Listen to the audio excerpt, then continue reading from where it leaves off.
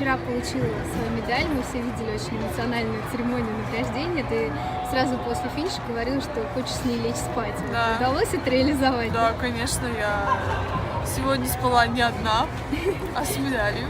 Она твердая, жесткая, наверное, неудобно. Она очень тяжелая на самом деле, но я хотела ощутить на шее вот эту вот приятную, так скажем, ношу. И да, я спала с ней. И сегодня проснулась. Сначала думаю, нащупать, нащупала. И все, ну слава богу, можно дальше спать. Продолжать. Было очень эмоционально на пьедестале. Вот расскажи свои эмоции. Вот ожидала от себя, что вот настолько? Во-первых, спасибо большое болельщикам за то, что пришли, потому что когда я увидела слово «Родина», меня прям даже до сих пор вот как-то очень приятно, потому что очень соскучились по дому, по родине, очень хотим обнять родных, и такое как бы слово достаточно, очень знаковое для каждого спортсмена, родина. И еще от этого, наверное, больше эмоций получила, потому что как бы вообще думала, что не буду эмоционировать сильно, как-то плакать там, еще что-то. Думаю, гимн играет не мой, а даже если бы я выиграла, он бы играл не мой, поэтому как бы... Что ж тут прям так? Да.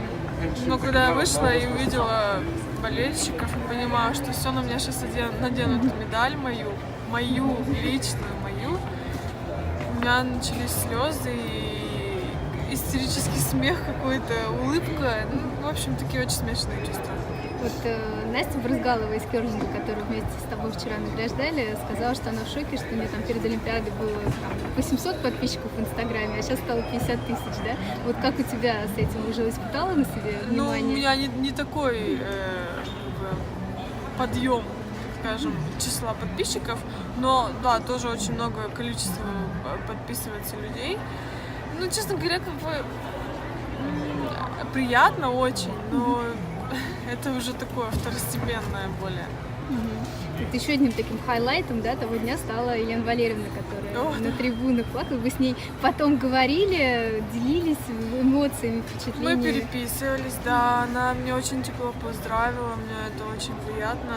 От такого человека как бы слышать поздравления, как Елена Валерьевна, это дорогого стоит на самом деле. И она похвалила всех, сказала, что она с нами, что она в нас верит, и это круто. Есть вера в то, что и на следующей гонке тоже хватит эмоций? Ведь такой выплеск был, да? Тут надо снова собраться и дальше еще бороться. Да, сегодня вот я сейчас дам интервью, и уже потом как бы я буду отходить от этих мыслей, настраиваться на новые гонки, копить эмоции, потому что дальше надо работать. Олимпиада только началась, и все девчонки заряжены на успех. Вас тут постоянно сравнивают с биатлонистами, потому что и виды спорта похожие, стадионы рядом вроде как. У них пока совсем все не так радужно складывается. На твой взгляд, со стороны, почему, в чем разница? Вот вы обе команды приехали в очень сложных обстоятельствах, да? В чем разница тогда в результате? Да я вообще считаю, что сравнивают как бы такие моменты. Мы выстрелили, мы пробежали круто, завтра они выстрелят, пробегут круто, а возможно у нас там что-то не получится. То есть это Олимпиада, тут никто не дает стопроцентной гарантии.